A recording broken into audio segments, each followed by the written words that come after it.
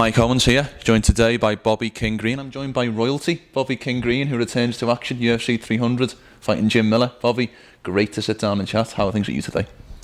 Long time coming. You know, it's finally getting to happen. I know you've been hitting me up, and we just haven't found the right time. Now's the time. I think I checked our DMs. I think I've been hitting you up for 3 years, so it's a very special moment for me to be sitting down, and not to be sitting down over Zoom, but to be sitting in person. It's very, very good. So thank you for inviting me into the King residence. Can I ask where the nickname King came from? It's very much a unique one for you. I don't know if you know who T.I. is. Do you know who T.I. is? Yes. And so he had an album called King.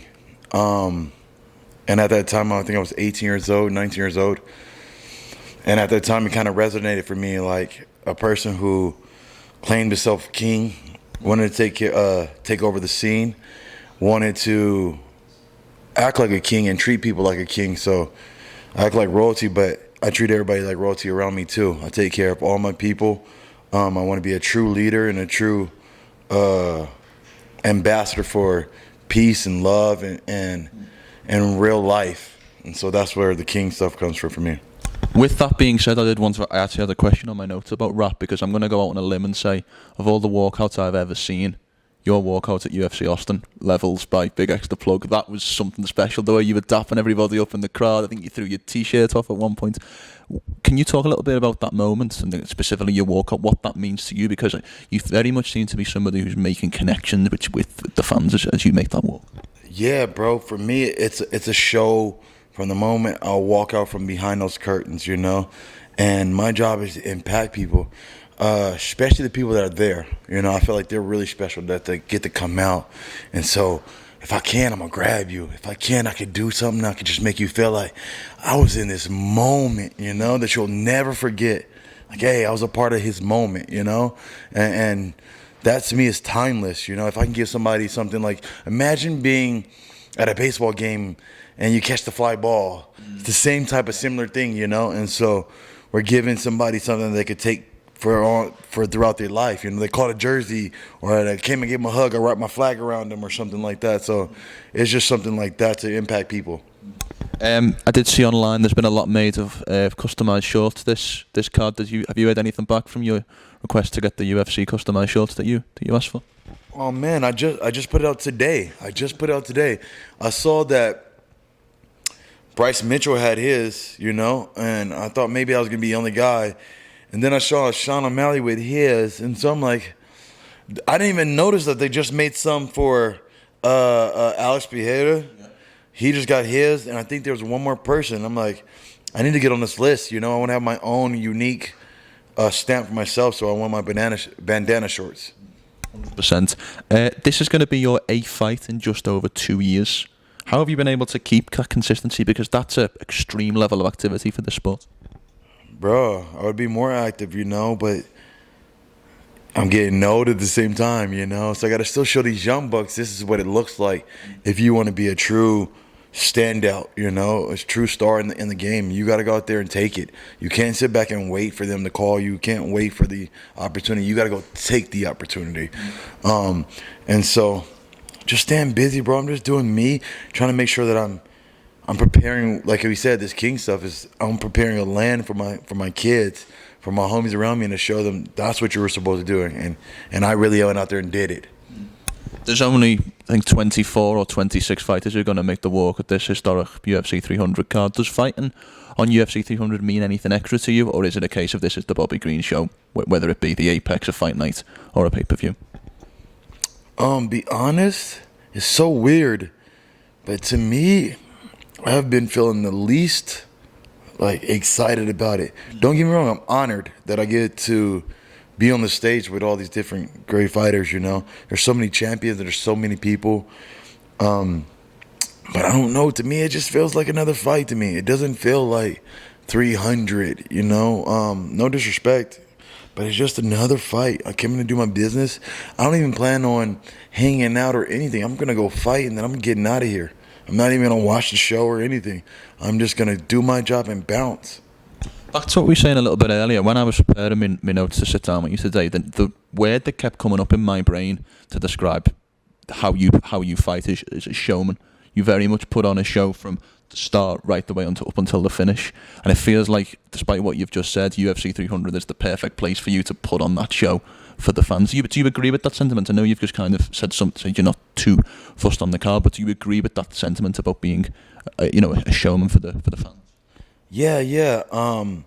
When I punch in fighting, or if you punch in fighting into a computer, and you were trying to look it up on YouTube, I think you'd want to see like a certain style of fight. You wouldn't want to see which a lot of the fights are doing these days.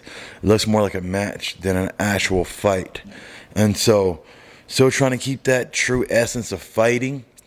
But yeah, at the same time, it's like I look at it like maybe a Dragon Ball Z cartoon where you got these like, no, not even that. Let's say more of like a martial arts movie where you see these guys do all these moves and they spin and they do this and then they laugh and they do this, and that's what I'd like to see is an actual real fighting, if that could be real.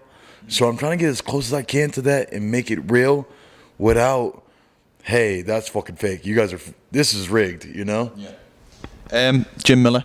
I think this fight's been literally a decade in the making. I think the first booking was 2014. What is your relationship to this Jim Miller fight as the years have passed? Fourth time's a charm. It's the time to do it now.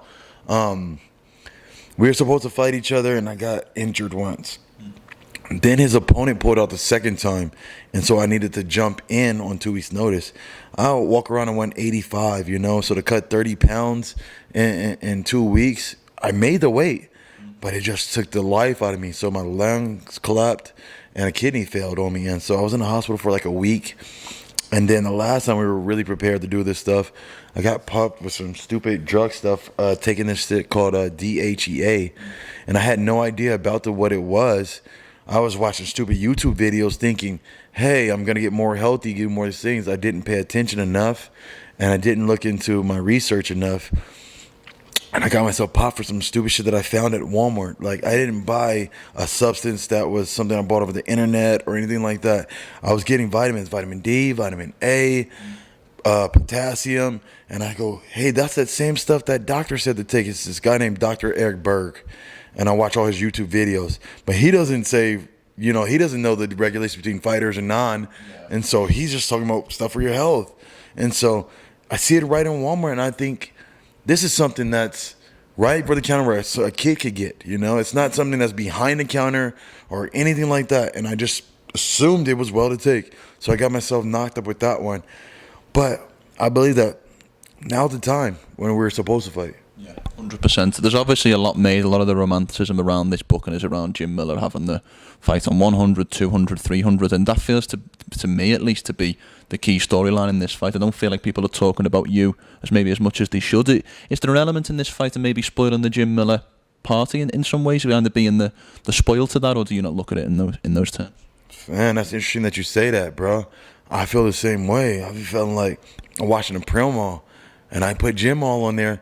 They didn't put my face on there. Put all everybody else. I'm like, oh, interesting. I'm going to go in there and make it my show, and I'm going to smack him around and change the narrative, I think I'm going to try to end him where you might not never see Jim Miller again after this fight. What does a win unlock for you? I mean, you're ranked number 14 in the division. Is there a potential fight that you would look to go for next? It doesn't mean anything. It just means another chapter in the story. But it does start to open up my next target. My next target is Paddy. Paddy said my name. He came out and called me out, and I couldn't believe it. But he said my name. And I got an issue is if guys say my name, at some point in time, I'm going to come get you. If you say my name, we will fight at some point in time. And so Paddy's next on my list. And I want to go to his backyard. I want to make this so opportunistic for him where all the opportunity, all the favor, all the edges, and all in your corner. And I'm going to come to your backyard with your people, and you feel the most comfortable, and I'm still going to fight you. And it's me giving my number up because you're not in. So now I'm giving you the opportunity to take my number. You have all the opportunities. Here's your opportunity. Come take it. So that would, in theory, be the July pay-per-view card in Manchester? Is that what you're alluding to, a kind of relatively short turnaround? Exactly. I'm looking for the Manchester card. I want to go out there. I'd love to get across across the seas and make the new fans out there and show them my show and what I do out there. They don't know exactly what I do. Maybe they've seen it on TV, but nah, they haven't felt it live in person. Couple more questions from me, Bobby, and thank you very much for your time. What is the kind of the vibe that you like to keep on fight week? I mean, every fighter has a different vibe that they like. What is kind of the key vibe, or the key kind of the way that you like to feel throughout the course of fight week? I just want to feel like I got my guys here. As long as I got my guys, I could do anything, you know? I got my guys and my whole crew. I'm good. And that's it, just to have my family around and let all my soldiers know I wouldn't be here without you, you know? There's each one of these men in this house has spent some time making sure that I was the best I could be, you know? And they all put their sweat work into this, and I will not fail them. I love it. Last one from me. You can be as brief or as detailed as you like with this one. I'd like you to give me a walkthrough of the perfect fight day. So I'd like to know what happens in a perfect world when you wake up on Saturday morning to when you go to sleep at night. Perfect world, I wake up, I eat, I take a nap, I go wake up, and it's time to fight. I wake up, all tired, get up, grab my stuff, walk down to the arena or drive, whatever, kick the shit out of Jim. And when I say kick the shit out of him, I mean break some records. I'm trying to do something like the Nazareth fight, where I felt like when Nazareth said I wouldn't stand with him, certain things you say to me, I'm going to take an offense. Jim said something, I got something in my head now where I'm kind of offended. And so now when I get offended, I have something to prove. And so I'm going to go out there and just prove that I'm that fighter that everybody came to see. And that's what would be a perfect night for me. I don't need a finish. If it comes, it comes. I just came to whoop his ass for 3 rounds, hard, exciting, and nonstop. I love it. Bobby, thank you for your time. This lived up to expectations. It was 3 years in the making, but it's definitely lived up to expectations. I wish you the best of luck for the rest of the fight week and obviously for fight night on Saturday. Fuck yeah, man. I really appreciate you coming out and having it, bro. I don't do many interviews. You kept on and you kept pushing. I'm like, this guy, for some reason, is the guy. And I'm glad that you actually came out, because it seemed like the connection is great. Because now you're going to go back to Liverpool and let all the homies know Bobby was talking shit about Paddy. He wants Paddy, and Paddy's next. So let them know. So you're using me, Bobby? Is that what you're trying to say? Hey, it happened that way. It just fell out. The chips fall the way they fall, baby. You know?